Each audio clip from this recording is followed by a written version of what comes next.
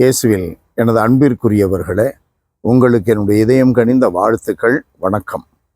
அன்பானவர்களே, இன்றைய நற்செய்தி பகுதி மார்க் நற்செய்தி 2வது அதிகாரம் 1-12. ஆண்டவர் இயேசு கப்பர்நகூமில் இருக்கிறார். அவர் ஒரு வீட்டில் போதித்து கொண்டிருக்கிறார். மக்கள் கூட்டம் நெருக்கி கொண்டிருக்கிறது. முடக்குவாதமுற்ற ஒரு மகனை அவனுடைய நண்பர்கள் இயேசுவிடம் கொண்டு வர முயலுகிறார்கள்.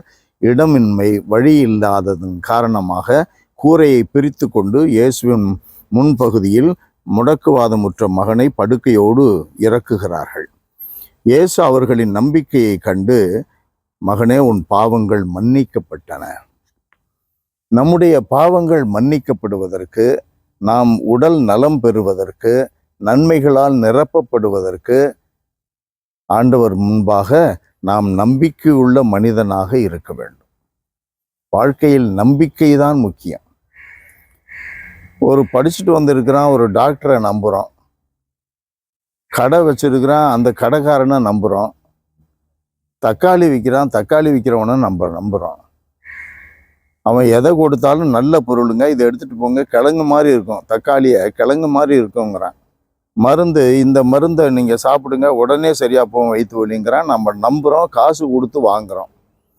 நம்மை கொடுத்து கடவுள் மீது நம்பிக்கையின்படி நம்மை கொடுத்து கடவுளுடைய நன்மைகளை பெற நாம் தகுதியாக வாழுகிறோமா? நம்மை கொடுக்காமலேயே அவர் மட்டும் நமக்கு செய்யணும், நன்மைகளை மட்டும் அவர் பொழியணும் என்று நம்மில் விரும்புகிறவர்கள் நிறைய பேர். நம்மை கொடுப்பது என்பது என்ன?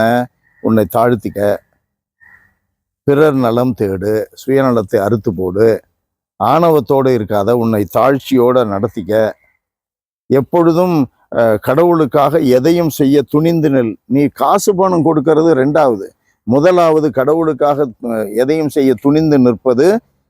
உன்னுடைய மனநிலையில் கடவுள்தான் எனக்கு முதன்மை என்று இரு. அப்படி நீ வாழும் பொழுது கடவுளுடைய திருவுளம் அங்கே மகிழ்ச்சியோடு நிறைவேற்றப்படுகிறது. அதனுடைய விளைவு என்ன?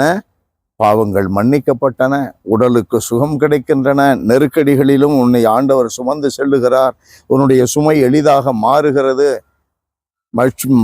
மகிழ்ச்சியோடு வாழுகிறோம், மன நிறைவோடு வாழுகிறோம், செய்வதனைத்திலும் நாம் வெற்றி பெறுகிறோம். எங்கு சென்றாலும் நான் உன்னோடு இருக்கிறேன், என்ன செய்தாலும் உனக்கு வெற்றி தருவேன் என்று சொல்லி இருக்கிற கடவுள் உன்னோடு இருப்பதை நீ அனுபவிக்க முடியும். இறை அனுபவங்கள் நிறையும்.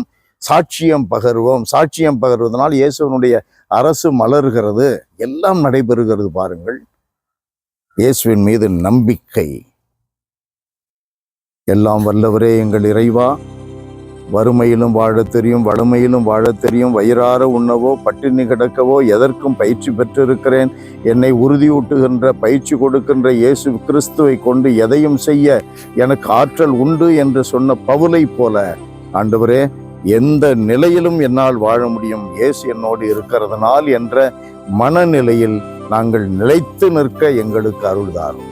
இயேசுவின் நாமத்தில் ஜெபிக்கிறோம், உயிருள்ள எங்கள் நல்ல தந்தையே. ஆமென், ஆமென்.